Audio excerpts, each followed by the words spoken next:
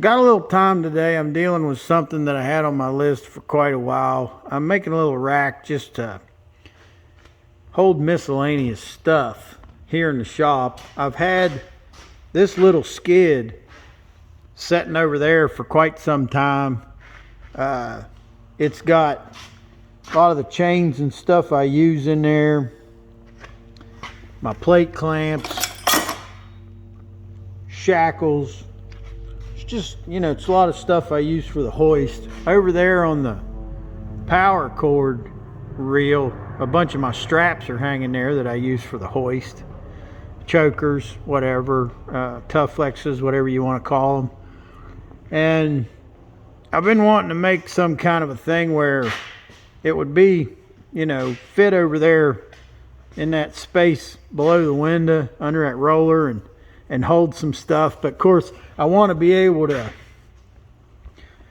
run in there with a forklift and just, slide the forks under it and lift it up and pull it out of there or whatever I'm wanting to do.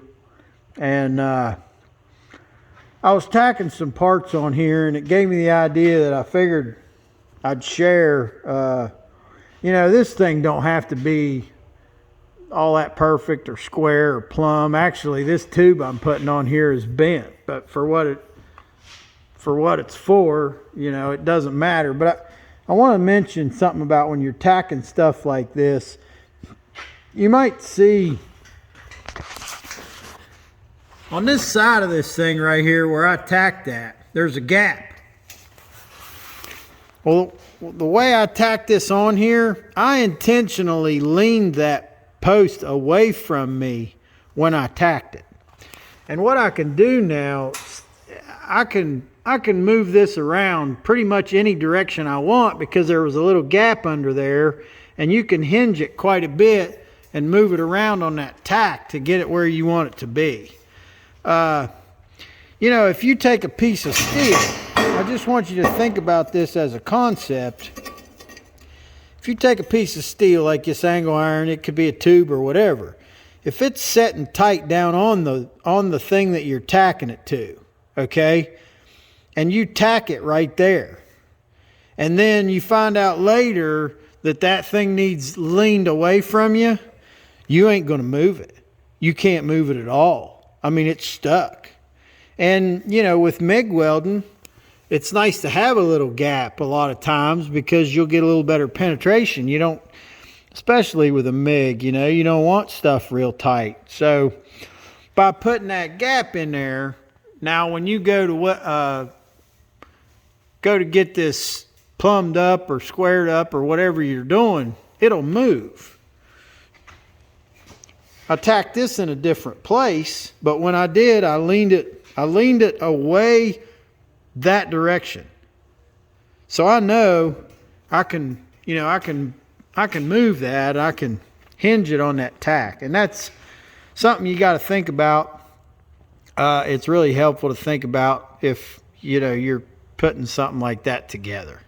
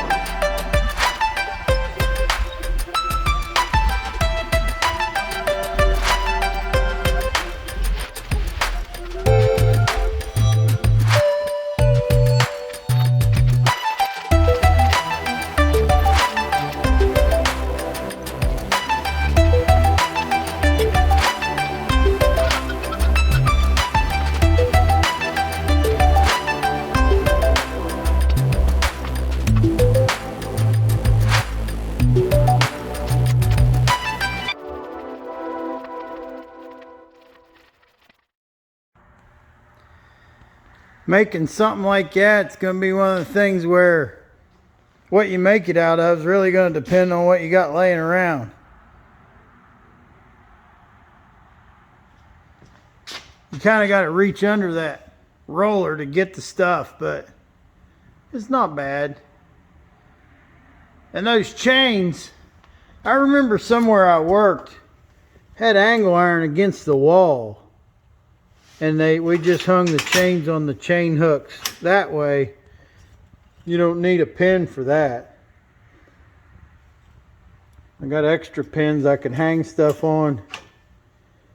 But it's nice if your chain hooks, like that chain, no matter how much chain is down there, if you got your hooks together, where you can walk up and just get those two hooks of the same chain and take off with it.